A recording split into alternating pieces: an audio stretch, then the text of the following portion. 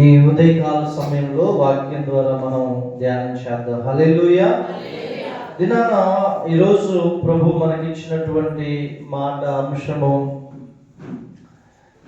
అపవాది శోధన నుండి తప్పించుకోవటం ఎలా. ఏంటండి? అపవాది శోధన నుండి తప్పించుకోవటం ఎలా. ఒక వ్యక్తికి గనక అపవాది కలిగించే శోధనలు తప్పించుకోవడం తెలిస్తే దేవుని సన్నిధిలో ఆత్మీయతలో ముందుకు వెళ్ళడం చాలా సులువైంది. హల్లెలూయా. శోధనలో నుండి తప్పించుకోవడం ఎరగాలంటే ముందు శోధన ఎలా వస్తుంది, అసలు శోధన ఎలా ఉంటుంది, ఏ విధముగా అది ప్రవేశిస్తుంది అనేది మనం ఎరిగి ఉండాలి. హల్లెలూయా, హల్లెలూయా. సో మనం ఎప్పుడైతే ఈ విధంగా తెలుసుకుంటామో మనం కొన్ని విషయాన్ని కాపాడుకుంటాం. వాస్తవంగా ఒక మనిషి, ఒక విశ్వాసి, ఒక క్రైస్తవుడు అపవాది యొక్క శోధనలో పడిపోతే, అపవాది యొక్క ఉరిలో పడిపోతే అతను కోల్పోయేది ముందుగా తన జీవితంలో, తన కుటుంబంలో సమాధానాన్ని కోల్పోతాడు. రెండవదిగా తన ఆరోగ్యాన్ని కుటుంబంలో కోల్పోతారు. మూడవదిగా ధనాన్ని చాలా లాస్ అవుతారు. జాగ్రత్తగా గమనించండి. శోధనలో పడినటువంటి వ్యక్తి సమాధానాన్ని కోల్పోతారు, ఆరోగ్యాన్ని కోల్పోతారు, డబ్బును కూడా కోల్పోతారు. అందుకనే జాగ్రత్తగా మనం విందాము. అసలు ఈ శోధన నుంచి తప్పించబడాలంటే ఏం చేయాలి మనం? ఆమేన్, హల్లెలూయా. మనంతటికి మనం విడిపించుకోగలమా శోధన నుంచి అంటే మన వల్ల కాదది. ఎందుకంటే అపవాది, సాతానుడు మనుషుల కంటే బలవంతుడు. ఎలా సాధ్యం అంటే ఒక వ్యక్తి యేసుక్రీస్తు ప్రభువుని ఆశ్రయించినప్పుడు మాత్రమే ఆ వ్యక్తి శోధనలో నుంచి బయటపడే అవకాశం ఉంది. హల్లెలూయా. శోధన చేత చాలా మంది మనం ఇటు అటు కొట్టబడుతూ ఉంటాం, తరమబడుతూ ఉంటాం, ఎంతో వేదన పడుతూ ఉంటాం. హల్లెలూయా. అయితే ఎలా మనం తప్పించబడతాం? మొట్టమొదటిగా ఒక క్రైస్తవుడు శోధనలో నుండి తప్పించబడాలంటే మొట్టమొదటిది దేవుడు నాకు ప్రేరేపించిన విషయం, నన్ను సిద్ధపరిచిన విషయం ఏంటంటే మెలకువ కలిగి ప్రార్థన చేయాలి. ఏం చేయాలని? మెలకువ కలిగి, గ్యాప్ ఇవ్వద్దు. అందరం ప్రార్థన చేస్తాం, ఏదో ఒక టైంలో ప్రార్థన చేస్తాం, కనీసం రోజులో ఒక 5 నిమిషాలైనా ప్రార్థన చేస్తాం. అయితే ఈ ప్రార్థన శోధన నుంచి తప్పిస్తుందా అనంటే కాదు. హల్లెలూయా. గ్యాప్ ఇవ్వకుండా మనం ప్రార్థన చేయాలి. గ్యాప్ ఇవ్వకుండా ప్రార్థన అనంటే 24 గంటల ప్రార్థన అంటే అలా కాదు. నేను చెప్పేది ఏంటంటే మనం ఏదైతే పర్టికులర్గా మన జీవితంలో ఒక సమర్పణ కలిగి ఉన్నామో, నేను ఈ రోజులో ఈ టైం నుంచి ఈ టైం వరకు నేను దేవునికి ఇస్తాను, నేను ప్రార్థన చేస్తాను అని దేవునికి ఒక మొక్కుబడిగా నీ రోజులో దేవుడికి ఇచ్చే సమయం ఏదైతే ఉందో దాంట్లో నువ్వు ఎడతెగక నువ్వు ఖచ్చితంగా ప్రార్థన చేయాలి. హల్లెలూయా. నీకు శోధన వచ్చినప్పుడు, లేకపోతే కుదిరినప్పుడు, నాకు ఖాళీ ఉంటే ప్రార్థన చేస్తా అంటే కాదు, అలా కాదు. ఇక్కడేమన్నా అంటే మెలకువ కలిగి ప్రార్థించాలి. గ్యాప్ ఇవ్వద్దు. గ్యాప్ ఇచ్చామా? మీరు చూడండి, ఒక క్రైస్తవుడు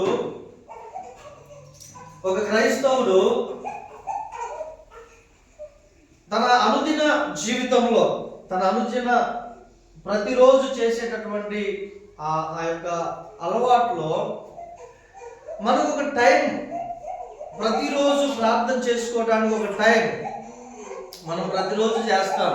కానీ 2 లేదా 3 దినాలు గ్యాప్ వచ్చింది అంటే ఆ సమయాన్ని మనం ప్రార్థన చేయకుండా గ్యాప్ వచ్చింది అనంటే 4వ దినాన అనుకోకుండానే అలా జీవించడానికి అలవాటు పడుతుంది శరీరం. అర్థమవుతుందండి? అంటే గ్యాప్ ఇవ్వటం వల్ల ఏం జరుగుతాయా అంటే మనలో క్రమము తప్పకుండా చేసే ప్రార్థన జీవితంలో గ్యాప్ ఇవ్వటాన్ని బట్టి ఈ గ్యాప్లోనే సాతానుడు కార్యం చేస్తాడు. ఈ గ్యాప్లోనే లోకము నీ జీవితంలోనికి వచ్చేస్తుంది. ఈ గ్యాప్లోనే ఆ మంట, ప్రార్థన మంట అనేది చల్లారిపోయింది.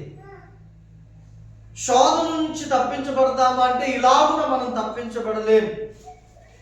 అందుకే యేసు ప్రభు ఏమన్నారు చూడండి.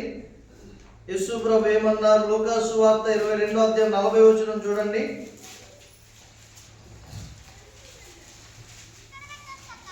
లూకా సువార్త 22వ అధ్యాయం 40వ వచనం చదవండి.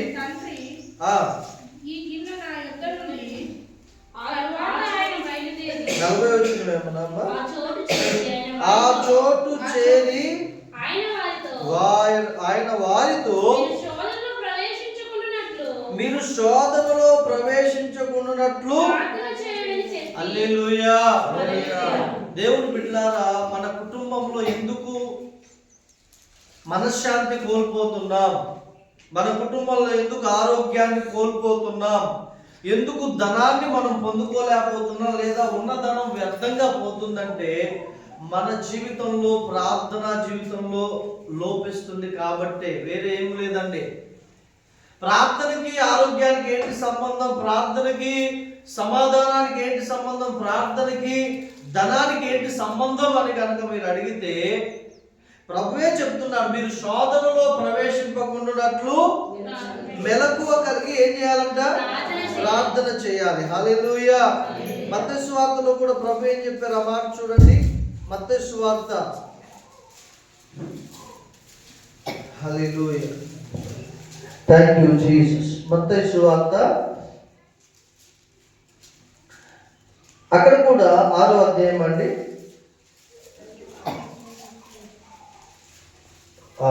Thank you Jesus. Hallelujah. Yesu ప్రభు చెప్పినటువంటి మాట, మేము ప్రార్థన చేయనప్పుడు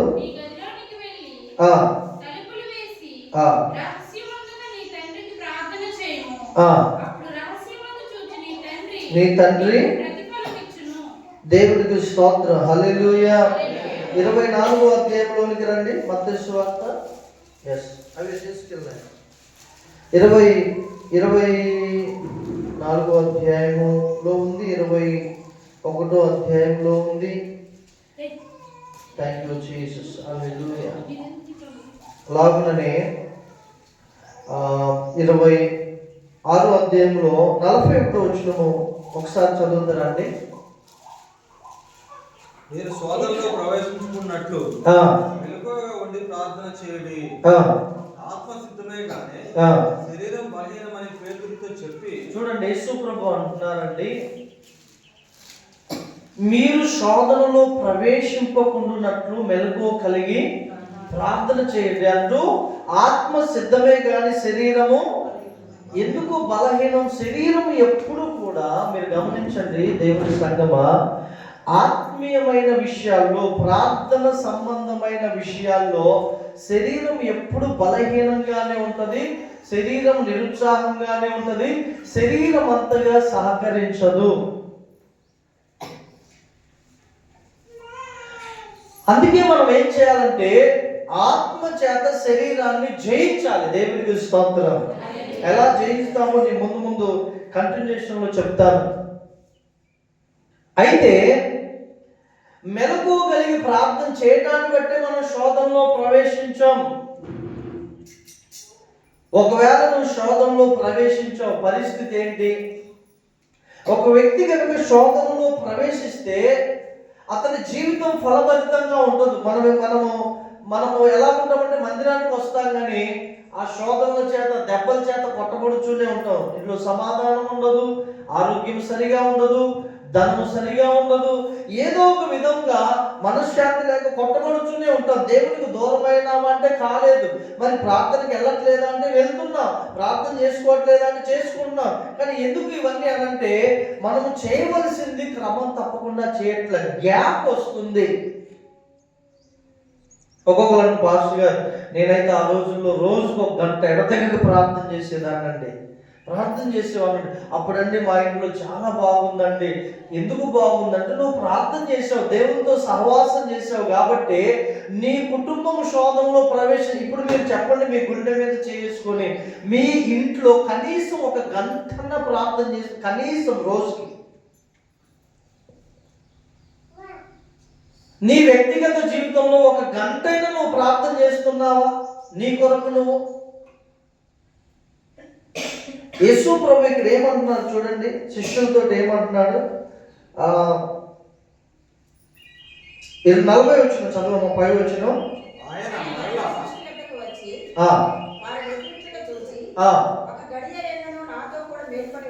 ఏమంటున్నారండి? యేసు ప్రభు ఏమడుగుతున్నాడు శిష్యులతోటి? వాళ్ళు ఏం చేస్తున్నారంట? నిద్రపోయే వాళ్ళు అల్లు చెప్పండి. ఎవరు చెప్పట్లే అంటే అందరూ మెలుగుగానే ఉన్నారు. కానీ శిష్యులు ఏం చేస్తున్నారు? నిద్రపోతున్నారు. ప్రార్థన చేయండి రా బాబు అంటే చక్కగా నిద్రపోతున్నాడు. యేసు ప్రభు వాళ్ళ దగ్గరకు వచ్చి ఏమన్నారు తెలుసా? 1 గడియైనను, 1 గడి అంటే 1 గంట మేల్కొని ఉండలేరా? మనం సెల్ ఫోన్ చూసేటప్పుడు 1 గంట కాదు, అవసరమైతే అర్ధరాత్రి 2-3 వరకు కూడా మేలుకోకుండా రోజులు ఉంటాయి మన జీవితంలో. కానీ ప్రార్థన అంటే 5 నిమిషాల్లో ఆవలింతలు వచ్చేస్తాయి మోకరించగానే. ఎందుకంటే శరీరం సహకరించదు. శరీర విషయాల్లో ఉన్నటువంటి యాక్టివ్నెస్, ఈ ఉత్సాహం శరీరానికి ఆత్మీయమైన విషయాల్లో వచ్చేసరికి డల్ అయిపోయింది. ఎందుకు అనంటే ఆల్రెడీ నీ శరీరం శోధనలోనే ఉంది. నీ శరీరం, ఏ వ్యక్తి అయితే కనీసం 1 గడి అయినా తన కుటుంబ జీవితంలో వ్యక్తిగతంగా ప్రార్థన చేయరు, వాళ్ళు శోధనలో ప్రవేశిస్తారు. ఈ శిష్యులతో అదే అంటున్నాడు యేసు, అయ్యా మీరు శోధనలో ప్రవేశించకున్నట్లు మెలకువగా ఉండి 1 గడియ, కనీసం 1 గంట. ఈ మధ్యాహ్న కాల సమయంలో మనం పశ్చాత్తాపడాలి దేవుని బిడ్డలారా. కనీసం ఒక విశ్వాసిగా బాప్తిస్మం తీసుకొని యేసే శరీరం తీసుకున్న నీవు 1 గంటైనా నువ్వు దేవునికి సమయాన్ని ఇవ్వకపోతే, గంట చాలా తక్కువ, కనీసం 2 గంటల 40 నిమిషాలు ఇవ్వాలి రోజుకు దేవునికి అని ఈ ఉదయకాలం దేవుని వాక్యం సెలవిస్తుంది. 1 గడి అయినా మేల్కొని ఉండలేరా? మనము శోధనను జయించాలంటే ఎడతెగక ప్రార్థన చేయాలి, మెలకువ కలిగి ప్రార్థన చేయాలి. అది గ్యాప్ రాకుండా దేవుని బిడ్డలా. ఇంతలో ఒక పెద్ద, అయ్యా ప్రార్థన చేసుకున్నప్పుడు ఇది చాలా బాగుంటుంది, ప్రార్థన గ్యాప్ వచ్చిందా మళ్ళీ పెయిన్ వస్తుందయ్యా నాకు అమ్మగారు ఉంటుంది, ఎడతెగక ప్రార్థన చేయండి తాతగారు. హల్లెలూయా. ఆ శోధన వెళ్ళిపోయింది దానంతటి కదే, ఆ చేతబడి మాంత్రికుడు వెళ్ళిపోయింది. ఒక్కటే దేవుని బిడ్డలారా, వేరే రహస్యం ఏం లేదు రహస్యం. నువ్వు రోజుకు 1 గంట దేవునికి ప్రార్థన చేయి. ఉదయం రోజుకు 1 గంట. నువ్వు హౌస్ వైఫ్ అయితే, లేకపోతే ఇంటికాడే ఉండే స్త్రీ అయితే మధ్యాహ్నం 1 గంట ప్రార్థన చేయి, రాత్రి 1 గంట ప్రార్థన చేయి. నీ కుటుంబం వెలగకపోతే అప్పుడు నన్ను అడగండి, ఖచ్చితంగా కార్యాలు దేవుడు జరిగిస్తాడు. హల్లెలూయా. ప్రార్థనకు సమస్తము సాధ్యమే. ప్రార్థనకు అసాధ్యమైంది ఏది? మనం అది చేయట్లేదు కాబట్టి శోధనలో గుండా కొట్టబడుచున్నాం మనం. హల్లెలూయా. 21వ అధ్యాయం లూకా సువార్త 34వ వచనం చూడండి. 34వ వచనం, 35, 36వ వచనం వరకు చదవండి. 3 వచనాలు. మీ హృదయములు ఒకవేళ తిండి వలనను, మత్తు వలనను, ఐహిక విచారముల వలనను మందముగా ఉన్నందున ఆ దినము అకస్మాత్తుగా మీ వీరికి ఉరివచ్చినట్టు రాకుండా. చూశారండి? మీ హృదయములు ఒకవేళ తిండి వలనను, మత్తు వలనను, తినటం త్రాగటం, లేదా తినటం నిద్రపోవటం. చాలాసార్లు తినటం మంచిదే కానీ దేవుని బిడ్డలారా, శోధనలో ప్రవేశించే విధంగా మనం తిండి కోసం మనం ఇది చేయకూడదు. ఉపవాసం ఉండాలి. మన కడుపుకి కనీసం వారంలో 1 రోజైనా ఉపవాసం ఉంచుకోవాలి మన కడుపుని. అది ఆశీర్వాదం. వారానికి ఒకరోజు యేసుప్రభు ఏమన్నారు తెలుసా? అయ్యా ఆ వ్యక్తి అంటాడు, పరిసయ్యుడు వచ్చి, వారమునకు 2 మార్లు నేను ఉపవాసం ఉంటున్నానయ్యా, నా దశమ భాగం, నా రాబడి అంతట్లో దశమ భాగం ఇస్తున్నానయ్యా. యేసుప్రభు అంటాడు, పరిసయ్యుడు శాస్త్రులు చెప్పే మాటలు విని వాటిని మానక వీటిని చేయండి అంటాడు. అంటే ఉపవాసం ఉండాలన్నా వద్దనా? ఉండాలి. కనీసం వారంలో ఒక్కరోజు ఉండాలండి. ఒకవేళ నువ్వు తిండి వలన, మత్తు వలన మీ హృదయం ఏంటంట? ఐహిక విచారం మందముగా ఉన్నారు. హృదయం యాక్టివ్గా ఎప్పుడు ఉంటుంది తెలుసా అండి? హృదయం యాక్టివ్గా ఎప్పుడు ఉంటుందంటే ఉపవాస ప్రార్థన చేసినప్పుడు, ప్రార్థనలో ఎడతెగక చేసినప్పుడు, గ్యాప్ ఇవ్వకుండా మన హృదయం మంచిగా పనిచేస్తుంది. దేవుని స్తోత్రం. నీ హృదయము నీ మీద నేరారోపణ చేయట్లేదు అని అంటే నువ్వు ప్రార్థనలో బాగా ఎదుగుతున్నావు. నీ ఐహిక విచారములన్నీ తీసేస్తున్నావు. ఐహిక విచారముల వల్ల కూడా ఇవి డేంజరే. ఐహిక విచారములు అంటే యేసుప్రభు ఏం చెప్పాడు ఒక చోట? ఏమి తిందుమా, ఏమి త్రాగుదుమా, ఏమి ధరించుకుంది, ఇవే ఐహిక విచారములు. వీటిని విడిచిపెడితేనే నీ హృదయము యాక్టివ్గా ఉంటుంది. హల్లెలూయా. మనం ఏం చేస్తాం తెలుసా? ప్రతి చిన్నదాన్ని మనం బుర్ర ద్వారా మన హృదయంలోనికి పంపించుకొని ఏమండి అదే ఆలోచిస్తూ, అదే తలంచుకుంటూ మనలో ఉన్న సమాధానాన్ని పోగొట్టుకుంటాం, సంతోషాన్ని పోగొట్టుకుంటాం. యేసయ్య ఏం చెప్పాడు? మీరు చింతించుట వలన మూరెడు ఎక్కువ చేసుకోగలరా అన్నాడా? చేసుకుంటామా మనం? ఇప్పుడు ఈ మధ్యకాలంలో డిసెంబర్ నుంచి నా మీద విశ్వాసులు ఒకరిద్దరు ఏం చేస్తారంటే ఫైట్ చేసుకున్నారు. నా మీద చెడ్డగా చెప్పడం, లేకపోతే ఇలాగ రాత్రికి పాస్టర్ గారు ఫోన్ చేస్తే ఆయన ఇండైరెక్ట్గా అన్నీ చెప్తున్నాడు. ఓహో ఇవన్నీ మీ ఫలానా వ్యక్తి చెప్పిండు కదా అనుకున్నాను. అంటే దాన్ని ఉద్దేశించి మాట్లాడుతున్నారు. ఇప్పుడు ఆయన నా గురించి ఇట్లా చెప్పాడే, అరే నా సాక్ష్యం పోగొట్టుకుంటున్నా, నేను ఆలోచించుకుంటూ నా టైం వేస్ట్ చేసుకోవాలా? ఏమండి, ఆ వ్యక్తికి బుద్ధి వచ్చినప్పుడు ఆయనే మారు మనసు పొందుతాడు, పశ్చాత్తాపడతాడు. నేను ఎందుకు విచారించాలి? కనీసం అవి పట్టించుకొని కూడా మనం పట్టించుకోకూడదు. అప్పుడే మనం ఆరోగ్యంగా ముందుకు వెళ్తాం. హల్లెలూయా. దేవునికి స్తోత్రం. ఎప్పుడు కూడా నువ్వు ఎదిగేటప్పుడు దేవుని బిడ్డలారా, నిన్ను ఎదగకుండా ఆఫ్ చేయడానికి ఫస్ట్ మాటలే నీకు బాణాలుగా పుచ్చుకుంటాయి. ఏం పుచ్చుకుంటాయి? మాటలే నిన్ను కృంగదీస్తాయి.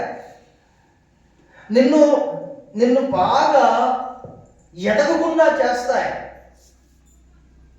కానీ వాటన్నింటిని నువ్వు పట్టించుకోకుండా అసలు నువ్వు చెవిటోడు అన్నట్లుగా గనక నువ్వు ముందుకు వెళ్తూ ఉంటే నీ విజయాన్ని ఎవరూ ఆపలేరు. దేవునికి స్తోత్రం.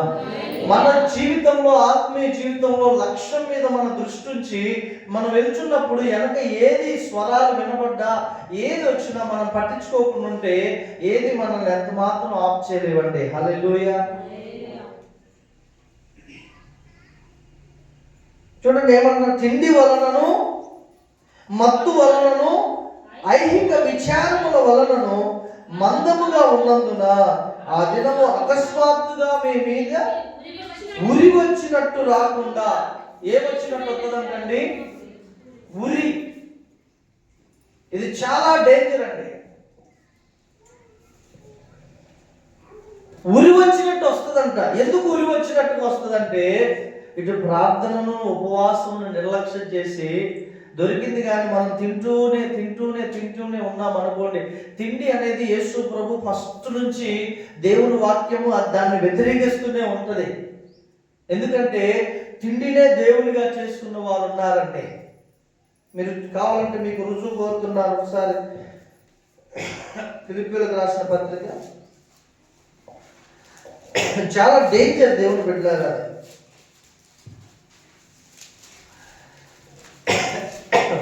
3వ అధ్యాయము 19వ వచనం చదవండి.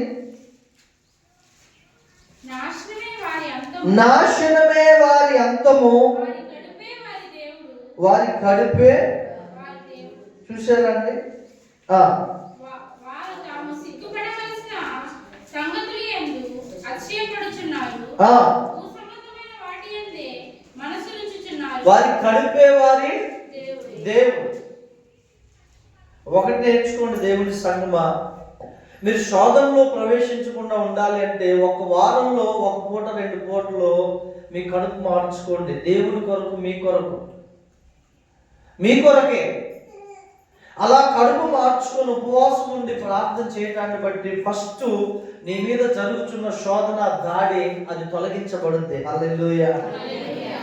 వీలైతే శుక్రవారం ఉండు, లేదా మంగళవారం ఉండు, లేదు నాకు ఫలానా రోజు నాకు వీలు అవుతుంది అంటే ఏ రోజైనా పర్లే, కానీ వారంలో ఒక రోజు ఒక ఉపవాసం అనేది నీ జీవితంలో అలవాటు చేసుకుంటే నువ్వు తిండిని జయించిన వ్యక్తి అవుతావు. అదే సమయంలో నీ మీద జరుగుతున్న శోధనని నువ్వు జయించిన వ్యక్తి అవుతావు. హల్లెలూయా. 35వ వచనం ఏం చెప్తుందమ్మా? ఆ దినము భూమి అంతటా నివసించు వారందరి మీదకి 36వ వచనం, కాబట్టి మీరు జరగబో వీటి నెల తప్పించుకొని ఈ శోధనలన్నిటినీ, ఈ ఉరులన్నిటినీ, ఉచ్చులన్నిటినీ తప్పించుకొని యేసు ప్రభు ఎదుట నిలవబడుటకు శక్తి గలవారగునట్లు ఎల్లప్పుడూ ప్రార్థన చేయుచు.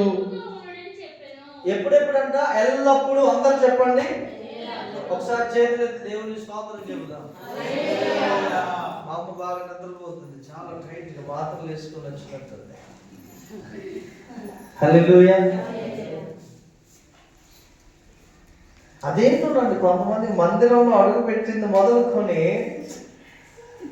ఆ వరం ఎమ్మటే పని చేస్తుంది. అక్కడ చాలా ఇబ్బంది పడతారు. అసలు ఎట్లాగంటే మెలకు కలిగి ఉండడానికి ఎంతో ప్రయాసపడతారు, కానీ వాళ్ళ వల్ల కాదు. అల్లోకయ్య గారు రాత్రి కూర్చోవడం ఆయన ఆవరించేస్తుంది ఆ కృపావరం. ఆమెను అన్నాక కానీ ఇలా అంటాడు, నిద్రపోకూడదండి. కానీ కొన్ని నిమిషాలే కదా, జాగ్రత్తగా విందాం. హల్లెలూయా. సహజమే, నేను కూడా ఎదుర్కొంటా. రూమ్లో ఉన్నప్పుడు గంటల కొద్ది ప్రేయర్ చేసినప్పుడు చాలా నిద్ర వచ్చేస్తుంది, అలసిపోయింది శరీరం, బాగా అలసిపోయింది, నిద్ర వచ్చేస్తుంది. ఎప్పుడైనా నా వల్ల కాదు, ఒక 5 నిమిషాలు పడుకొని లెగుద్దామని పడుకున్నారా, గంట అయిపోయింది. వాస్తవంగా శరీరము ప్రార్థన అనగానే సహకరించదండి. యేసు ప్రభు శిష్యులు ఏం చేస్తున్నారు? ప్రార్థన చేయండి అంటే వెళ్ళి నిద్రపోతున్నారు. కానీ దాన్ని మనం జయించుతాం ఖచ్చితంగా. దేవునికి స్తోత్రం. మా ఇంట్లో ఉన్నప్పుడు అలా వచ్చినప్పుడు శాస్త్రపరమైన రాసుకునేవాడిని. ఆ పొగకి కళ్ళు మండి నీళ్ళు వచ్చి నిద్ర అలా కూడా చేసేవాడిని. ఎలాగైనా ప్రార్థన చేయాలి, నిద్రపోకూడదని. మనం శోధనలో ఎప్పుడైనా, నిజంగా చెప్తున్నా, నా ప్లేన్ టైం ఏ రోజైనా ఏ కారణముల చేతైనా మిస్ అయినప్పుడు అండి, ఆ రోజు ఖచ్చితంగా సైతాన్ గారు ఏదో ఒక శోధన తెచ్చేసేవాడు, ఏదో ఒకటి చికాకు అయ్యేది. అదేం పాస్టర్ గారు మీకంటే, నేను మీలాంటి మనిషినే. ఖచ్చితంగా గ్యాప్ వచ్చింది ఆ ప్రార్థనలో, వాడు ఎంటర్ అయిపోతాడు అంతే. మీకేం అర్థం కాదు, ఏంటి ఈ చికాకులు, నాకే ఎందుకు, అసలు ఎందుకు ఈ చికాకులు. హల్లెలూయా. కానీ గ్యాప్ రాకుండా నువ్వు చేసే ఆ గంట ప్రార్థన తల్లి నీ ఇంట్లో ప్రారంభించు, సహోదరుడు ప్రారంభించు, నిన్ను శోధించే శోధనలు అన్నీ పారిపోతాయి. దేవునికి స్తోత్రం. హల్లెలూయా. అన్నీ పారిపోతాయి. చూడండి 36వ వచనం, కాబట్టి మీరు జరగబో వీటిని ఎల్లను తప్పించుకొని. ఏమేమి తప్పించుకుంటాం? ఉరిని తప్పించుకుంటాం, శోధన తప్పించుకుంటాం, ఆర్థికమైన ఇబ్బందులు తప్పించుకుంటాం, మనశ్శాంతి లేకపోవడాన్ని తప్పించుకుంటాం, ఆరోగ్యం పోవడాన్ని తప్పించుకుంటాం. మెలకువ కలిగి ప్రార్థన చేసినప్పుడు, ఉపవాసం ఉండి ప్రార్థన చేసినప్పుడు. అయితే మనుష్య కుమారుని ఎదుట నిలవబడిన శక్తి గల వారన్నట్లు ఎల్లప్పుడూ ప్రార్థన చేయొచ్చు. హల్లెలూయా. ఎల్లప్పుడూ ప్రార్థన చేయొచ్చు. మెలకువగా ఉండాలండి. మెలకువగా. శోధన ఎక్కడి నుంచి వస్తుంది? మెలకువ కంటే దేవుడు పెట్టారా. ఎగ్జాంపుల్ చెప్తున్నా. నిన్న ఒక నా దగ్గరికి వచ్చారు, బ్రదర్ నేను పలానా దగ్గరికి వెళ్ళేటప్పుడు దేవుడు నాతో మాట్లాడినాడు, వెళ్ళొద్దని గద్దించాడు, కానీ నేను అధిగమించి వెళ్ళా. ఆడికి వెళ్ళగానే శోధన వచ్చింది. క్వశ్చన్లోనే ఆన్సర్ వచ్చేసి నిజం దేవుని బిడ్డలారా, దేవుడు అదే మెలకువగా ఉండటం అంటే అర్థమవుతుందా మీకు? ఇప్పుడు నేను ఒక ప్రదేశానికి వెళ్తున్నా, దేవుని ఆత్మ నో అంటుంది, వెళ్ళొద్దు అంటుంది. కానీ నేను అధిగమించి ఏం కాదు నేను వెళ్ళాను అనుకో, అక్కడ ఏముంటుంది? శోధన, ఉరి, ఉచ్చు, గొడవలు, మనశ్శాంతి లేకపోతే ఏదో ఒకటి మొత్తానికి నీకు అంటిస్తుంది అంతే ఆ శోధన. అదే దేవుడు వద్దన్నాడు, నేనున్నాను అనుకోండి, ఆ శోధన నాకు తగులుద్దా? తగలదా?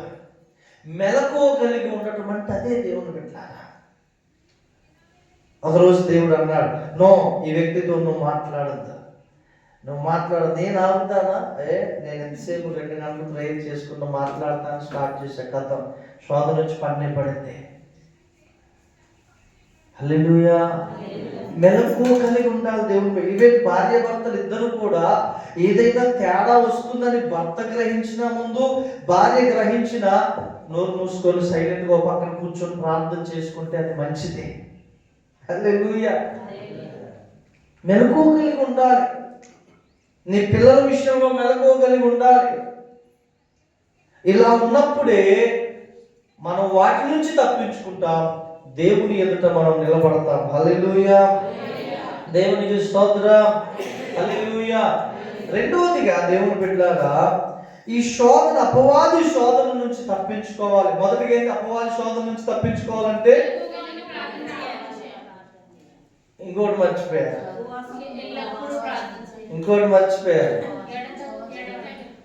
మర్చిపోయారు, అందులోనే ఏం రావద్దు? గ్యాప్ రావద్దు. హల్లెలూయా. అర్థం. ప్రార్థన చేస్తామండి మనము.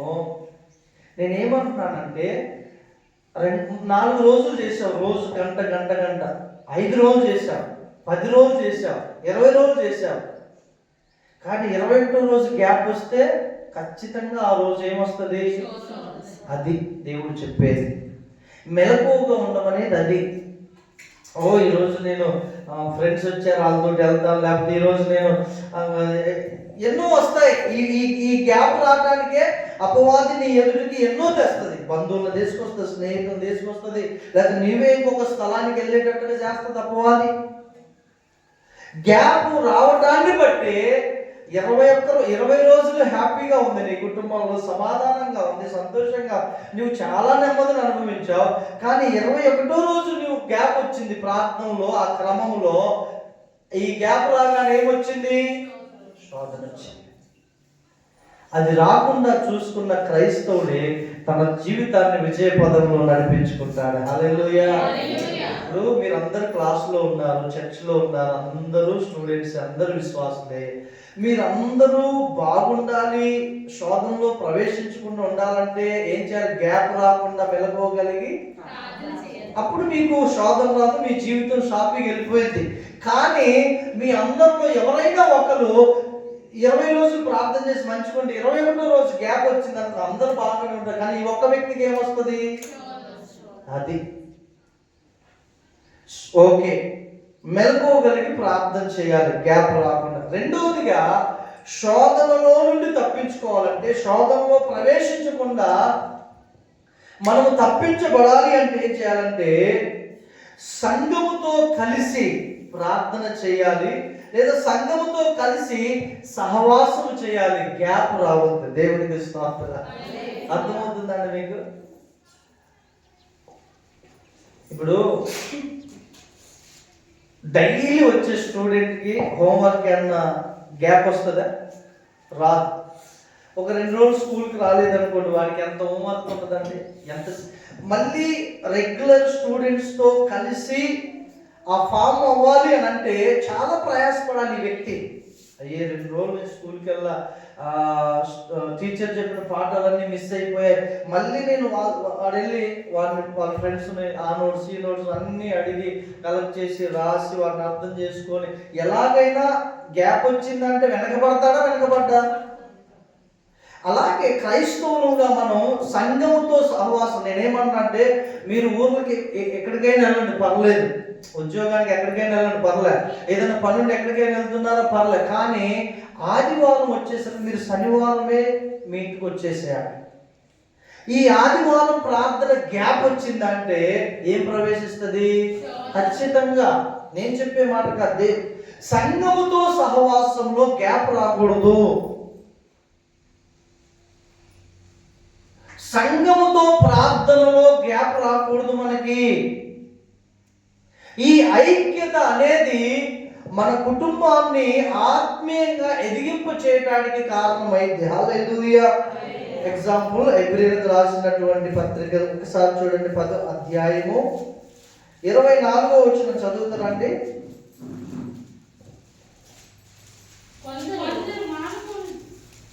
చదవండి.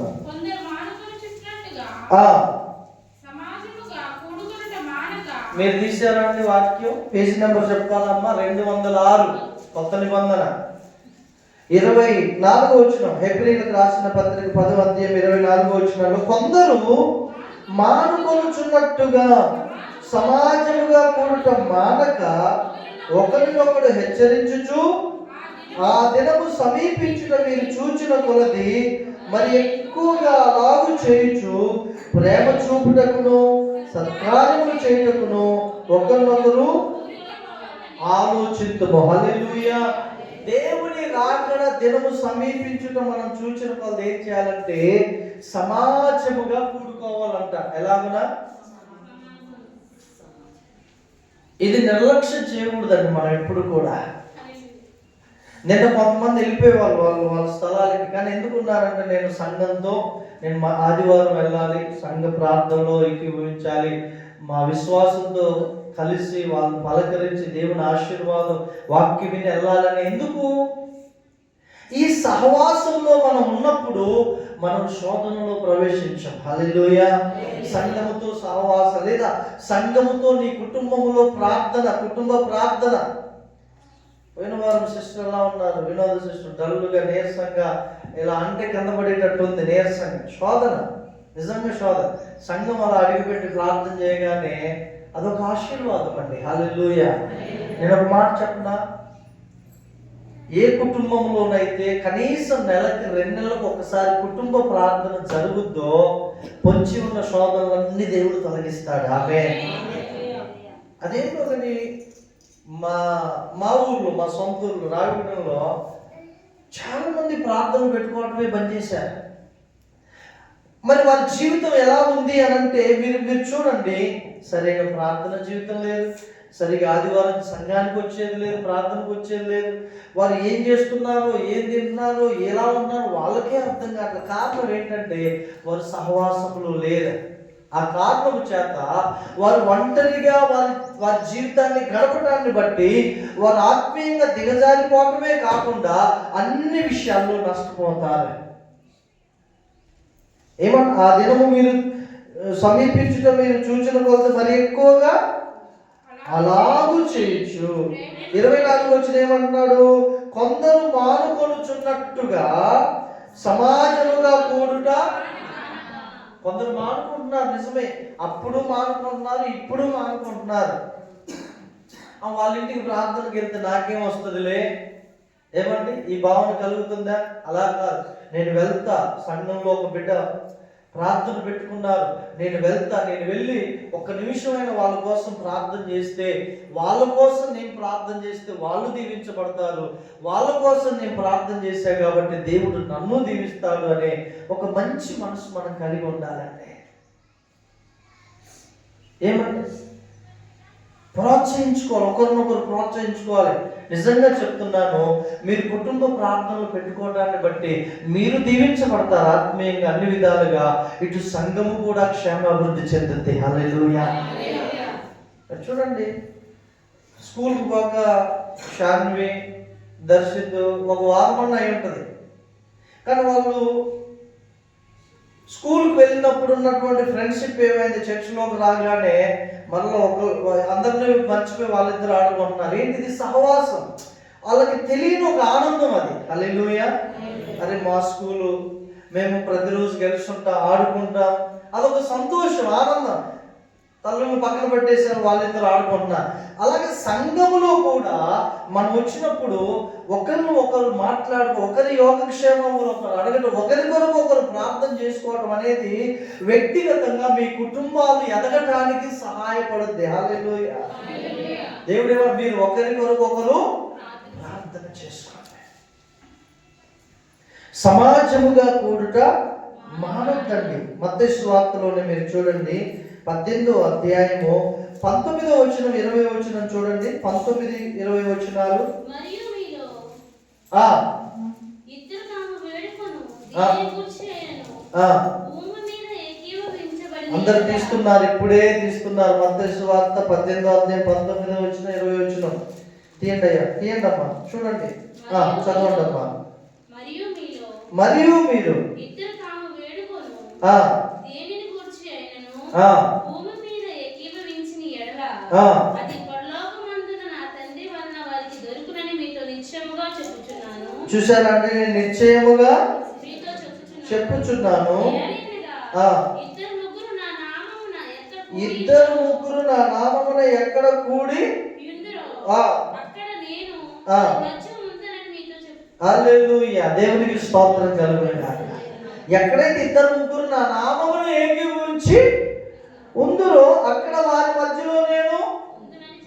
ఇప్పుడు మీ మధ్యలో ఎవరున్నారు? మీరిద్దరు కరచాలనం చేసుకోండి. ఇద్దరు బ్రదర్స్ సిస్టర్స్ రైతులు ఎలా ఉన్నారు, మీ కుటుంబం ఎలా ఉందని. వారిద్దరి మధ్యలో ఎవరు ఉంటున్నారు? అసలు మీ ఇద్దరిని కలిపింది ఎవరు? దేవుడే. ఇంత గొప్ప సహవాసం, ఇంత గొప్ప ప్రేమ, ఇంత గొప్ప ఆత్మీయత దేవుణ్ణి బట్టి కలగడాన్ని బట్టి ఏమైతే తెలుసా?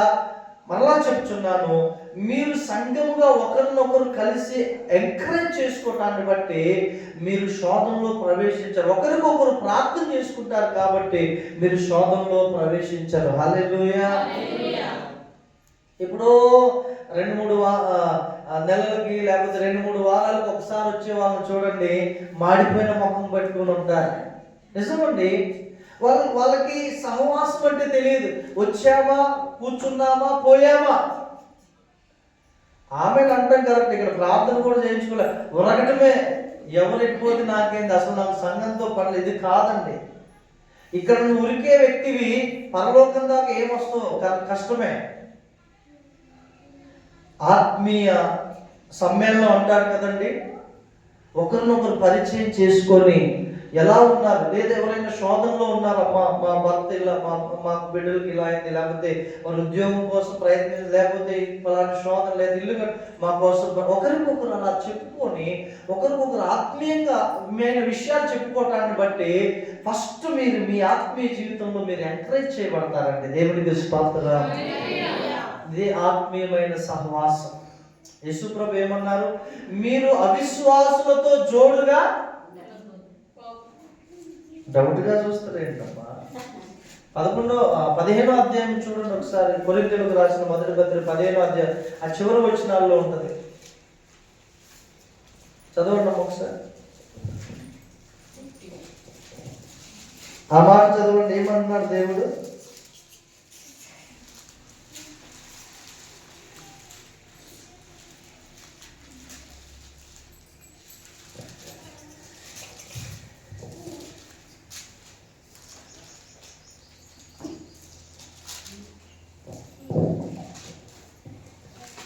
అంటే ఎవరికి ఎవరు ఈ లోకంలో అన్నట్టుగా ఉంది. చూడండి అక్కడ ఏముందంటే, thank you holy spirit God. హల్లెలూయా.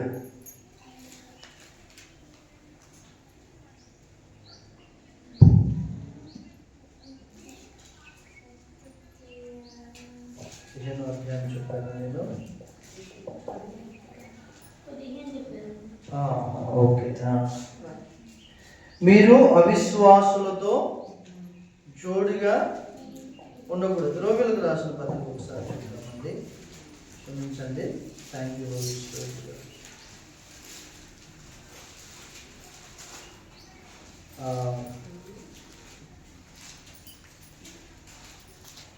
లేదు, కొరింథీలోనే ఉన్న విగ్రహములతో ఏమి పొందిక. రెండో మొదటి కొరింథీనే కదమ్మా. 16 వచనం చూడండి.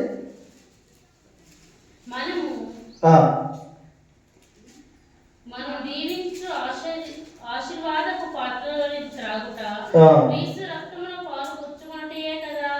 మనం విరుచు రొట్టె తినుట, క్రీస్తు శరీరంలో పాలు పుచ్చుకొనుటయే కదా. మనమందరము ఆ ఒక్క రొట్టెలోనే పాలు పంచుకొనుచున్నాము. రొట్టె ఒకటే గనుక అనేకమైన మనము ఒక్క శరీరమై ఉన్నాము. శరీర ప్రకారమైన ఇశ్రాయేలును చూడుడి. బలి అర్పించిన వాటిని తినువారు బలిపీఠముతో పాలేవారు కారా. ఇక నేను చెప్పినదేమి అయితే అందులో కూడా లేదు. అయితే ఒక మాట రాయబడి ఉంటుంది. ఏమని ఉంటుందంటే, మీరు అవిశ్వాసులతో జోడిగా ఉండకూడి అని మనం చూస్తాం. దేవుని స్తోత్రం. అంటే మీరు అవిశ్వాసులతో జోడిగా ఉండకూడి అని ప్రభు అన్నారు అని అంటే, ఎవరితో జోడిగా ఉండమని ఆయన? విశ్వాసులతోటి జోడిగా ఉండండి అనే కదా. అంటే మీరు అవిశ్వాసులతో జోడిగా ఉన్నారు అని అనుకోండి, దానివలన మేలా కీడా? చెప్పండి అమ్మా. చాలా కీడు. ఇప్పుడు అవిశ్వాసి ఎప్పుడు కూడా లోకానుసారంగానే చదవండి అమ్మా. మీరు అవిశ్వాసులతో జోడిగా ఉండకూడి, నీతికి దుర్నీతితో ఏమి సాంగత్యము, వెలుగునకు చీకటితో ఏమి పొత్తు, క్రీస్తునకు బెతేలు కాదమ్మా, బెలియాలతో ఏమి సంబంధము. చూసారా? అంటే దేవుడు చెప్తున్నాడు, మీరు అవిశ్వాసులతో జోడిగా ఉండొద్దండి, ఉండొద్దు. మరి ఎవరితో ఉండాలంటే విశ్వాసులు జోడిగా ఉండాలి. హల్లెలూయా, హల్లెలూయా. సహవాసం. మీరు శోధనలో నుండి తప్పించబడాలి అని అంటే సంఘముతో సహవాసంలో ఉండాలి, మండుచు ఉండాలి. ఇది చూడండి, నిర్గమకాండం 20వ అధ్యాయము 11వ వచనం చదవండి. నిర్గమకాండం 20వ అధ్యాయం 11వ వచనం.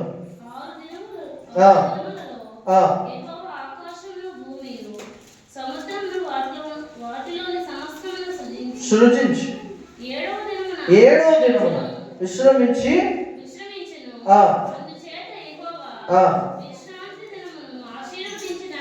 అందుచేత యెహోవా హల్లెలూయా. ఇంకో మాట కూడా చూడండి, 34వ అధ్యాయం నిర్గమకాండం 34వ అధ్యాయము 21వ వచనం చదవండి. 21వ వచనం.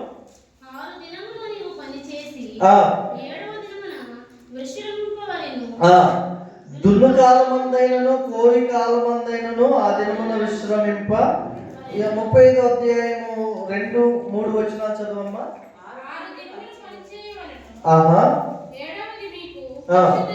ఏంటంట? పరిశుద్ధ దినము.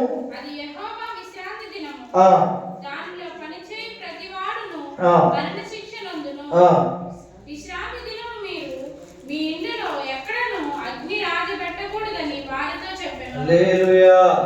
సహజంగా అండి ఆ 7వ దినం విశ్రాంతి దినము శనివారం. కానీ యేసుక్రీస్తు ప్రభు చనిపోయి తిరిగి లేచినాక ఆదివారం పునరుద్ధానపు దినాన సంఘమంతా ఏకంగా కూడుకుంటారు. హల్లెలూయా. ఆయన శరీరమందు ధర్మశాస్త్రమును కొట్టివేసి క్రొత్త నిబంధన, తన రక్తము ద్వారా క్రొత్త నిబంధన ఇచ్చిన కాలం నుంచి ప్రతి క్రైస్తవురాలు ఆదివారమే యేసయ్యను ఆరాధిస్తారు. హల్లెలూయా. ఆ రోజు అగ్ని రాజు పెట్టకూడదు. మనం ఏం చేస్తాం? మనం ముందుగానే వండుకొని అగ్ని రాజు పెట్టి వండుకొని తిని 10 గంటలకు ప్రార్థన అంటే హాయిగా 11:30కి నిదానంగా వస్తాం. మనం ఎంత మంచి భక్తులమో. అదే వాడు LKG UKG అయినా వాడికి 4 సంవత్సరాలున్నా మనం ఏం చేస్తాం? ఉదయం 6-7:30కే పంపుతాం స్కూల్కి. ఎక్కడికి? ఎంత చల్లున్నా బస్సు వస్తుందా? 7:30కి బస్సు వస్తుంది రకాల వాళ్ళని 6ంటికి వెళ్ళి వాళ్ళని చంపుతాం 6 రోజులు. కానీ దేవుని సన్నిధికి రావాలంటే మనకి ఎంత భక్తి అంటే 10 గంటలకు ప్రార్థన అంటే 11 కొంతమంది అయితే 12 గంటలకు కూడా వస్తారు. అడిగే వాళ్ళు ఎవరు ఉన్నారండి ఇక్కడ? ఎవరి ఇష్టం వాళ్ళది. మనకు ఒక క్రమం ఉందా? మనకు ఒక వాక్యాన్ని గౌరవించేది ఉందా? సమాజంగా కూడుకున్నప్పుడు మనం కలిసి దేవుణ్ణి ఆరాధించాలి. దేవునికి స్తోత్రం. పలానా టయానికి గిఫ్ట్లు ఇస్తారండి, ఈ టైం నుంచి ఈ టైం వరకే చాలా విలువైనవి అంటే మనం ఊరుకుంటామా? అరగంట ముందు వెళ్దాం, అరే లైన్లో రాయినా జనాలు ఎక్కువ అవుతారా బాబు, మనమే ముందు ఉండాలని 1 గంట ముందు వెళ్ళాం, పక్కింటోడికి చెప్పకుండానే వాళ్ళు ఆడాడితే వాడు లైన్ ముందు ఉంటుందని. అలా ఉండకూడదండి. ప్రేమతో చెప్తున్నాను, హృదయపూర్వకంగా దేవుణ్ణి మనం ఆరాధిద్దాం. 3వదిగా చెప్తున్నాను చూడండి. 3వదిగా మనం శోధనలో ప్రవేశింపకుండా ఉండాలి అని అంటే ముఖ్యముగా మీరు చూడండి, 3వది చెడ్డ ఆలోచనలకు చెడ్డ తలంపులకు చోటివ్వద్దు. వేటికి చెప్పండి? ఇది చాలా డేంజర్. అసలు నేను అనుకోలేదండి పాస్టర్ గారు, ఏదో ఆలోచన వచ్చిందా చేసేసా, చాలా ఫెయిల్ అయిపోయిందా అంటాం. అసలు నువ్వు చేసే విధంగా, అది చేసే విధంగా ఎక్కడ పుట్టింది? ఫస్ట్ ఆలోచనలో పుట్టింది. ఆలోచన. బైబిల్లో ఒక వ్యక్తి ఉన్నారండి, ఒకసారి ఇక్కడ ఏదో రాయబడింది చూడండి. కీర్తనల గ్రంథం 94:11 చదవండి. 94:11 కీర్తన. నరుల ఆలోచనలు వ్యర్థములని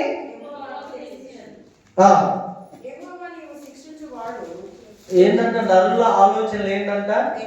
దేవుని బిడ్డలారా, సంఘమునకు మీకు మనవి చేసేది ఏంటంటే, దయచేసి మన సొంత ఆలోచనల ప్రకారం మనం ఎప్పుడు చేయకూడదు. అది చాలా డేంజర్ అండి. దేవుని ఆలోచన మనం తీసుకోవాలి. ఎలా తీసుకోవాలి? నువ్వు మోకరించి ప్రార్థన చేయి, ప్రభువా నేను ఇది చేయాలనుకుంటున్నాను, మరి ఇది ఎలా, మీరు ఆలోచన చెప్పండి ప్రభువా అంటే ఆయన ఖచ్చితంగా దేవుడే నీకు ఆలోచన చెప్తాడండి. దేవునికి స్తోత్రం. సింపుల్గా నువ్వు ఆ శోధనలో ప్రవేశించకుండా తప్పించుకునే మార్గం దేవుడు నీకు చెప్తాడు. సింపుల్గా నువ్వు అబద్ధం ఆడవు, మోసం చేయవు, కానీ దేవుడు రైట్ ఆలోచన నీకు ఇచ్చినప్పుడు నువ్వు క్షేమంగా ఉంటావు. దేవుని స్తోత్రం. యెషయా గ్రంథం చూడండి, 29వ అధ్యాయము 15వ వచనం చూడండి. మనం ముగించుకుందాం, ఒక 5 నిమిషాలు ప్రార్థన చేసుకుందాం. యెషయా గ్రంథం 29వ అధ్యాయం 15వ వచనం. వారి ఆలోచనలు యెహోవాకు కనబడకుండా లోపల వాటిని మరుగు చూచు వారికి. చూసారండి దేవుని బిడ్డలారా, కొన్నిసార్లు నీ జీవితంలో లోపల ఆలోచిస్తావు దేవునికి తెలియకుండా. అంటే నీ సొంతగా ఆలోచించి ఇది దేవునికి తెలియకూడదు, ఇది ఏ సేవకునికి తెలియదు, నా భర్తకి తెలియదు, నా భార్యకి తెలియదు అని లోపల నీకు నీవే ఆలోచించుకున్న ఆలోచనలు వాటిని చేస్తే నీకు శ్రమని వాక్యం చెప్తుంది. మరలా చదవమ్మా. తమ ఆలోచనలు యెహోవాకు కనబడకుండా లోపల వాటిని మరుగు చూచు వారికి శ్రమ. లోపల నీకు ఒక ఆలోచన వచ్చింది, చెడ్డ ఆలోచన, లేదా ఇంకేదైనా ఒక ఆలోచన వచ్చింది, కానీ దేవుడికి తెలియకూడదు. ఈ ఆలోచన నా నోటితో చెప్తే అమ్మో దేవుడు ఇంటాడు అనేసి నువ్వు లోపలే పెట్టుకుంటావు. దేవునికి తెలియదా? హృదయ అంతరంగాలను ఎరిగిన దేవుడు. అసలు హృదయాన్ని కలగజేసిందే ఆయన. ఆయనకు మనం ఎక్కడ దాయగలమండి? యేసు ప్రభు ఉండి మీరు ఏం ఆలోచిస్తున్నారు ఇదే కదా అంటాడు పరిచయాలతో, శాస్త్రంతో, శిష్యులతో సహా. అరే మేమనుకునే వాళ్ళకెట్లా తెలుసు? అంత ఎందుకండి. ఎలీషా ఎంతమందికి తెలుసు? ప్రవక్త ఎలీషా. సిరియా రాజు ప్లాన్ చేసుకొని ఇశ్రాయేల్ రాజు మీదకి వెళ్ళి మీరు చెరపట్టుకోండి రండి, లేకపోతే వాళ్ళని చంపేసి రండి అని అంటే 2-3 సార్లు కాదు 10 సార్లు చెప్తాడు. రాజు దగ్గరికి ఉత్తరం పంపిస్తారు, రాజా నువ్వు ఫలాని మనుగురు ప్రాంతం వైపు వెళ్తున్నావు కదా, మనుగురు ప్రాంతం వైపు వెళ్ళకు, అవసరమైతే ఏటున్నాగారు ప్రాంతం వైపు వెళ్ళు. ఎందుకు అని అంటే అదంతే, ప్రమాదం పొంచి ఉంది. ఇలా జరుగుతూ జరుగుతూ జరుగుతూ ఉంటే ఒకరోజు ఈ సిరియా రాజు పిచ్చిలేసింది. అరే మనలో ఎవరైనా ఉన్నాడా అతనికి ఆలోచన, మన ఈ గదిలో ఆలోచించే ఆలోచనను ఎవరైనా ఎదుటి శత్రు రాజుకి చేరవేస్తున్నారా? లేదు రాజు, ఎవరు లేరు అటువంటి. మరి ఎలా తెలుస్తుంది? వీళ్ళు విచారించారు, కొద్ది రోజులు విచారించి అయ్యా ఆ దేశంలో ఆ రాజుగారికి సమీపముగా ఎలీషా అనే ఒక ప్రవక్త ఉన్నాడయ్యా. మీరు ఇక్కడ ఏదైతే మీ మనసులో అనుకుంటున్నారో అక్కడ వారి దేవుడు ఆ ఎలీషాకి తెలియజేయగానే ఎలీషా వారి రాజుకు సమాచారం పంపిస్తూ, అందుకే మనం వాళ్ళని జయించలేకపోతున్నాం. హల్లెలూయా. శ్రమ, జాగ్రత్త. దేవుడిగా నువ్వు లోపలే ఆలోచించి ఏమండి ఒక విశ్వాసం మీద నీ బంధువుల మీదో, నీ భర్త మీదో, నీ భార్య మీదో, లేకపోతే సేవకుని మీదో, ఇంకెవరి మీదో లోపల దురాలోచనలు పెట్టుకొని అలా నువ్వు ఉంచుకుంటే అది నీకే శ్రమ అని వాక్యం సెలవిస్తుంది. ఒక వ్యక్తి ఉన్నాడు. సమూయేలు 2వ గ్రంథం ఈ మాట చెప్పి మనం ప్రార్థన చేసుకుందాం. 16వ అధ్యాయం, సమూయేలు 2వ గ్రంథం 16వ అధ్యాయం, అక్కడ 23వ వచనం చదువుతారండి. ఆ దినములలో అహీతోఫెలు చెప్పిన ఏ ఆలోచన అయినను ఒకడు దేవుని యొద్ద విచారణ చేసి పొందిన ఆలోచన అయినట్టుగా ఉండెను. దావీదును అబ్షాలోమును దానిని అట్లే ఎంచుచుండిరి. హల్లెలూయా. అహీతోఫెలు అనేటటువంటి దావీదుకి మంత్రి ఒక ఆయన ఉన్నాడండి. మంత్రి అహీతోఫెలు ఎవరు? అందరూ చెప్పండి అమ్మా. మంత్రి అనండి. ఆలోచన చెప్పే మంత్రి అహీతోఫెలు. అందరు చెప్పండి, అహీతోఫెలు. ఈయన మంత్రి, దావీదుకి ఆలోచన చెప్పేవాడు. మరలా చదువమ్మా మాట 23వ వచనం. అహీతోఫెలు చెప్పిన ఏ ఆలోచన అయినను ఒకడు దేవుని యొద్ద విచారణ చేసి పొందిన ఆలోచన అయినట్టుగా ఉండెను. దావీదును అబ్షాలోమును దానిని అట్లే ఎంచుచుండిరి. దావీదును అబ్షాలోమును దానిని ఎట్లా ఎంచేవారు? దేవుని యొద్ద విచారణ చేసినట్లుగా ఎంచేవారు. దావీదు కూడా, సొలొమోను కూడా. హల్లెలూయా. అబ్షాలోము కూడా. దేవుని స్తోత్రం. అంటే ఎంత విధముగా ఆలోచన చెప్పే. ఒకరోజు ఏమైందంటే దావీదుని ఎట్లయినా చంపాలి. ఈ అహీతోఫెలు అబ్షాలోము కాదు, మొదట పుట్టినటువంటి కుమారుడు. దావీదుకి మొదట పుట్టినటువంటి కుమారుని అతన్ని ఆశ్రయించి ఏమంటాడు అని అంటే అమ్నోను కదా.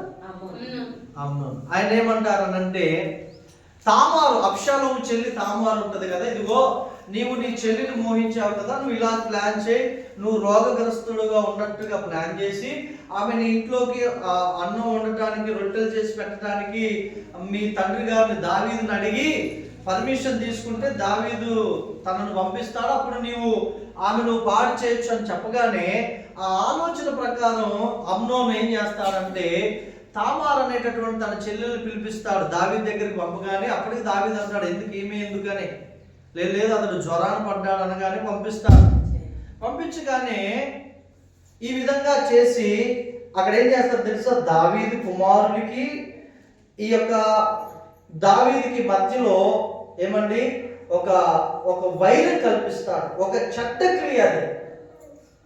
అంటే అహీతోఫెలు ఆలోచన చేశాడంటే మిస్ అవ్వదు, ఖచ్చితంగా అయింది. ఒకరోజు ఏం చేశాడంటే అబ్షాలోము తన తండ్రి అయిన దావీదును తరుముకుంటూ వెళ్తుంటే ఏం జరిగింది తెలుసా? చదవండి. 17వ అధ్యాయం మొదటి వచనం. దావీదు అలసట నంది ఆ. బలహీనముగా ఉన్నాడు కనుక ఆ. నేను అతని మీద పడి అతన్ని బెదిరించిన ఎడల నేను అతని మీద పడి అతన్ని బెదిరించిన ఎడల అతని ఎద్దరున్న జనులందరూ పారిపోదురు. ఆ. రాజును మాత్రం హతమ చేసి ఆహా. జనులందరినీ నీ తట్టు త్రిప్పెదను. ఆ. నీవు వెదుకు మనిషిని నేను పట్టుకొనగా ఆ. జనులందరూ వచ్చి నీతో సమాధాన పడదురు. ఆ. కనుక ఆ. నీ చిత్తమే నేను 12,000 మందిని ఏర్పరచు 12,000 మందిని ఏర్పరచుకొని పోయి ఈ రాత్రి దావీదును ఆ. తరిమి పట్టుకొందునని ఆ. అహీతోఫెలు అబీషాలోముతో చెప్పగా ఈ బోధ అబీషాలోమునకును ఇశ్రాయేలు వారి పెద్దలందరికీ ఆ. యుక్తముగా కనబడింది. యుక్తముగా ఉండేను. ఇప్పుడు 5వ వచనం చదవండి అమ్మా. అంతటా అర్కీయుడైన హూషై ఏమి చెప్పినో మనం వినున్నట్లు అతని పిలువనప్పుడని అబ్షాలోము ఆ. ఆ. చెప్పిన ఆలోచన ఆ. అతనికి తెలియజేసి ఆ. అతని మాట చొప్పున మనము చేయుదుమా ఆ. చేయకుందుమా ఆ. నీ ఆలోచన ఏమైనది ఉమ్. చెప్పుమని అతని అడగగా ఆ. అబీషాలోము ఇట్లనెను ఆ. ఈసారి అహీతోఫెలు చెప్పిన ఆలోచన మంచిది కాదు. కథం. హల్లెలూయా. హూషైని గనక అబ్షాలోము పిలిపించి ఉండకపోతే ఖచ్చితంగా ఈయన 12,000 మందిని తీసుకొని వెళ్ళి దావీదుని చంపేవాడు. హూషైకి తెలుసు, అరే ఇంత ప్లాన్ ఎలా వేసాడని నమ్రతగా చెప్తున్నాడు. రాజా అబ్షాలోమా, ఈయన పర్ఫెక్ట్ గా చేస్తాడు, కానీ ఆలోచన ఈసారి మాత్రం ఇతడు చేసిన ఆలోచన మంచిది కాదని దావీదు గురించి ఎక్స్ప్లెయిన్ చేస్తాడు. కిందికి రండి. కిందికి వస్తే 14వ వచనం చదవండి అమ్మా. అబీషాలోము ఆ. ఇశ్రాయేలు వారందరూ ఆ. ఈ మాట విని ఆ. అర్కీయుడకు ఆ. హూషై చెప్పిన ఆలోచన అహీతోఫెలు చెప్పిన దానికంటే హూషై చెప్పిన ఆలోచన అహీతోఫెలు చెప్పిన దానికంటే యుక్తమని ఒప్పుకొని ఏలైనగా యెహోవా అబ్షాలోము మీదికి ఉపద్రవం రప్పింపగలనందుకై అహీతోలు చెప్పిన యుక్తి గల ఆలోచనను వ్యర్థము చేయ నిశ్చయించి ఉండెను. కింద 23వ వచనం చదవండి. అహీతోఫెలు ఆ. తాను చెప్పిన ఆలోచన జరగకపోవట చూచి గాడిదకు గత కట్టి ఆ. ఎక్కి తన ఊరినున్న తన ఇంటికి పోయి తన ఇల్లు చక్కబెట్టుకొని ఆ. ఉరి పోసుకొని చనిపోయాడు. కారణం ఏంటో తెలుసా? అతడు ఉరిపోసుకొని చనిపోవటానికి ఒక నీతిమంతుడైనటువంటి దావీదుని, దేవుడు ఏర్పరచుకున్నటువంటి దావీదుని చంపటానికి ఆలోచనలు ఇచ్చాడు రాజుకి. అతన్ని ఈయనేమన్నాడు తెలుసా? ఈ యొక్క అహీతోఫెలయ్యా, అతను అలసిపోయి బలహీనంగా ఉన్నాడు కాబట్టి అతని మీద పడి బెదిరిస్తే జనులందరూ పారిపోతాడు, రాజును మాత్రం ఏం చేయాలంట? హతము చేసి, అంటే దావీదును మాత్రం చంపి. దేవుని బిడ్డలారా, కొన్నిసార్లు సైతాను గాడు దేవుని సేవకులను ఇబ్బంది పెట్టడానికి, దేవుని బిడ్డలు ఇబ్బంది పెట్టడానికి అందులో ఉన్న వారిని ఎవరినో ఒకరికి ఆలోచన పుట్టిస్తాడు.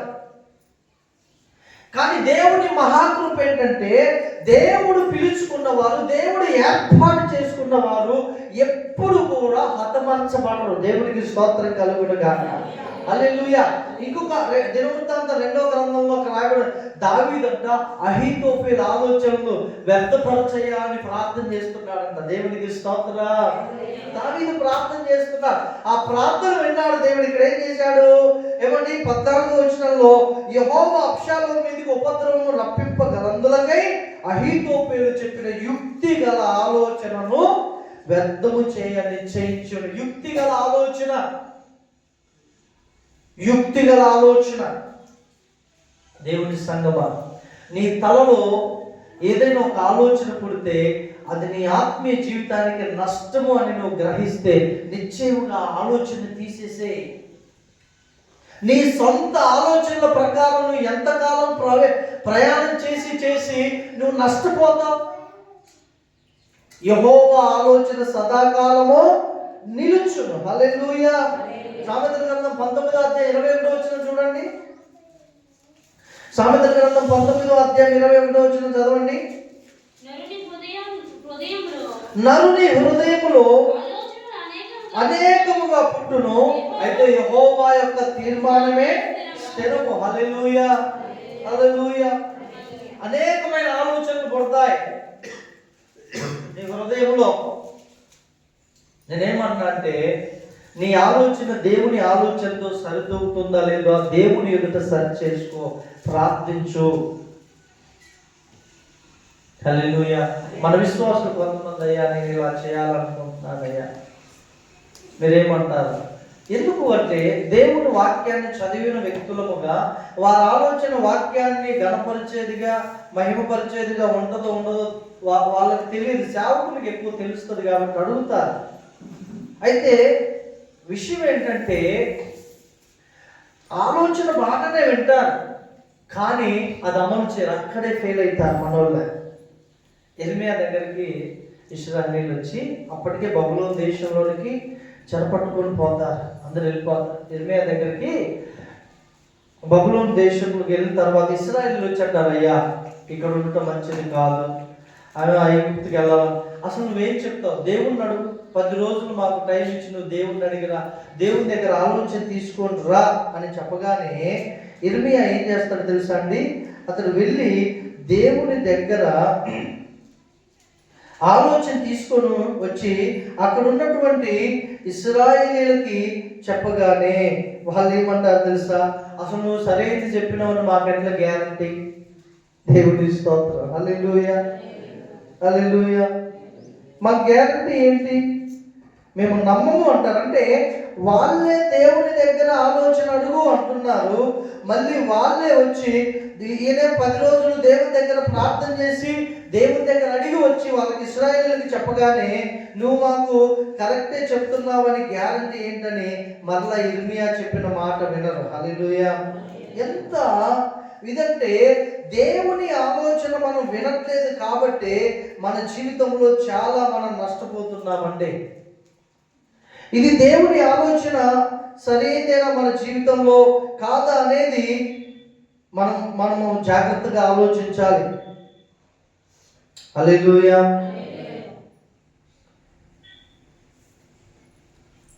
Thank you holy spirit. Irmiya గ్రంథం ఒకసారి చూద్దాం ఆ మాట.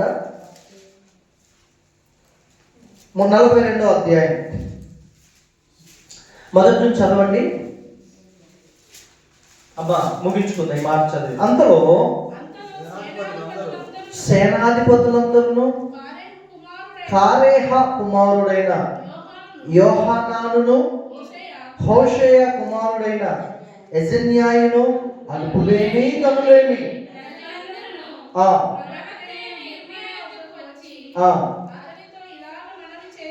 ఈ మందిరములో ఓన్లీ స్త్రీల స్వరమే వినబడవలెనా, పురుషుల స్వరము మోగబోయేనా? రెండవ వచనం కూడా చూడండి. ఊరికే అంటున్నారు, మేము ఎంత కొంచెము మంది మిగిలి ఉన్నామో నీవు చూస్తున్నావు కదా, చిత్తగించి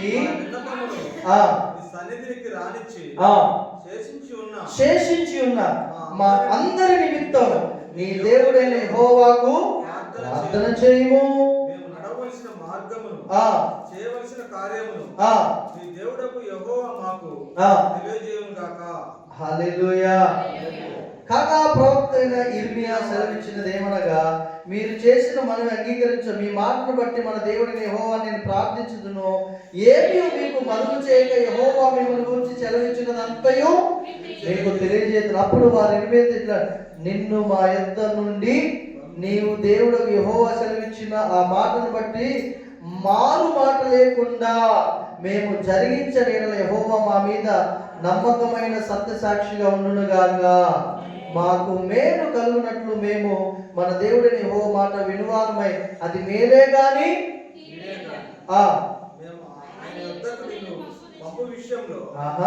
దేవుడైన యెహోవా సెలవిచ్చు మాటకు విధేయులమగుదుము. ఇప్పుడు నేను ఇర్మియా అనుకోండి, మీరు ఆ ప్రజలు అనుకోండి, అంటే మీరు ఎక్కడికి పంపుతున్నారు? దేవుని దగ్గర విచారణ చేయడానికి పంపించారు 10 దినాలు. నేను విచారణ చేసి ఒక దేవుని యొద్ద నుంచి ఒక మాట తెచ్చా. ఏమన్నారు? అయ్యా అది మేలే గాని కీడే గాని నిన్ను ఆయన యొద్దకు పంపు విషయంలో మేము ఆయన మాటకు విధేయులమవుతూ అన్నారు కదా. ఇప్పుడు ఆయన దేవుని దగ్గర నుంచి ఆలోచన తెచ్చాడు. ఇప్పుడు చదవండి 7వ వచనం. 10 దినములైన తర్వాత యెహోవాకు యిర్మీయాకు ప్రత్యక్షమాయెను. కనుక అతడు కారేహ కుమారుడైన యెహోవాను 9వ వచనం చదవండి. ఇట్లా నేను ఇశ్రాయేలు దేవుడైన యెహోవా మనవి చేయుటకై మీరు నన్ను పంపితిరి కదా. ఆయన సెలవిచ్చినది ఏమనగా నేను మీకు చేసిన గురించి సంతాపం పొంది ఉన్నాను. మీరు తొందరపడక ఈ దేశంలో కాపురం ఉన్న ఎడల పడగొట్టక నేను మిమ్మల్ని స్థాపించును, పెళ్ళగింపక నాటదను. మీరు బబులోను రాజులకు భయపడుచున్నారే. భయపడకుడి, అతని చేతిలో మిమ్మల్ని తప్పించి మిమ్మల్ని రక్షించుటకు నేను మీకు తోడై ఉన్నాను.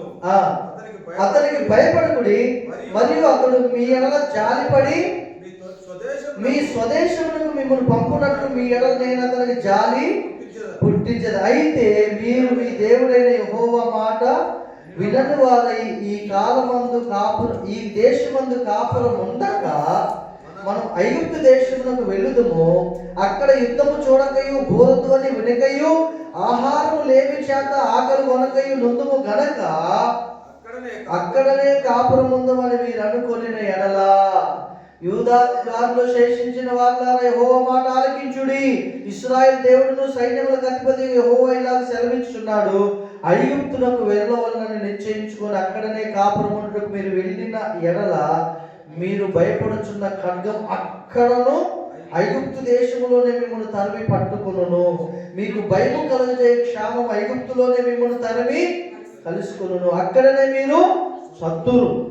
నేను వారి మీదికి రప్పించిన కీడు నుండి వారిలో శేషించిన వాడెవడైనను తప్పించుకొని వాడెవడైనా ఉండడు. ఐగుప్తులో నివసింపవలనని అక్కడికి వెళ్ళ నిశ్చయించుకొను మనుషులందరూ ఖడ్గము చేత, క్షామము చేతను, తెగులు చేత నిశ్శేషముగా చత్తురు.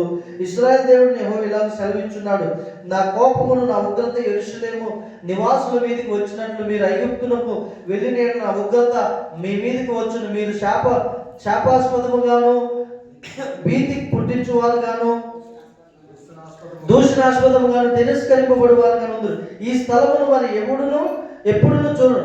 యూదా శేష ఐగుప్తు వెళ్ళకూడదని యెహోవా మీకు ఆజ్ఞాయించి నేడు మీకు సాక్ష్యం ఇచ్చి మీరే నిశ్చయముగా తెలుసుకుంటున్నారు. మీ దేవుడైన యెహోవా మీ నిమిత్తం ప్రార్థన చేసి మన దేవుడైన యెహోవా చెప్పిన అంతయు మాకు మేము అలాగూ చేయమని మీ చెప్పుచు మిమ్మల్ని నేను మోసపుచ్చుకొనుచున్నా. నేడు నేను మీకు దాన్ని తెలియజెప్పుచున్నాను కానీ మీ దేవుడైన యెహోవా మీ అందరూ నా చేత పంపిన వర్తమానం మీరు ఆలకింపు. కాబట్టి కాపురం ఉండవలనని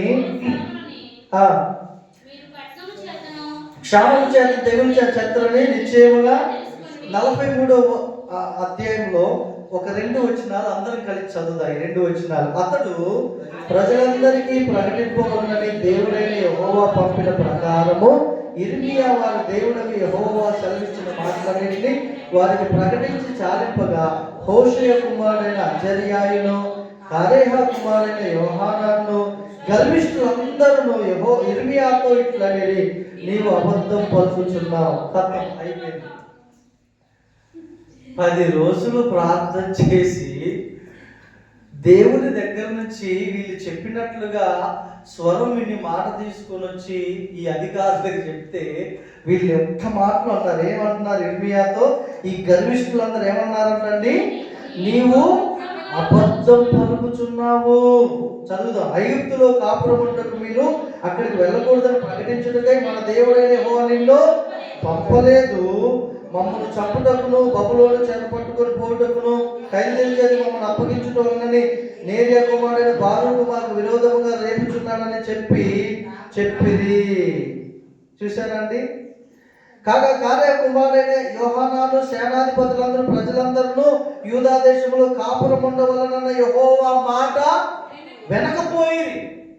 ఇప్పుడు ఎంత దారుణం అంటే వీళ్ళు దేవుడు చెప్పలే, నువ్వే చెప్తున్నావు అంటూ ఇంకేమంటారు తెలుసా? 3వ వచనంలో బారూకు మాకు విరోధముగా, నేరియా కుమారుడైన బాలుకు మాకు విరోధముగా నీకు రేపుచున్నాడు.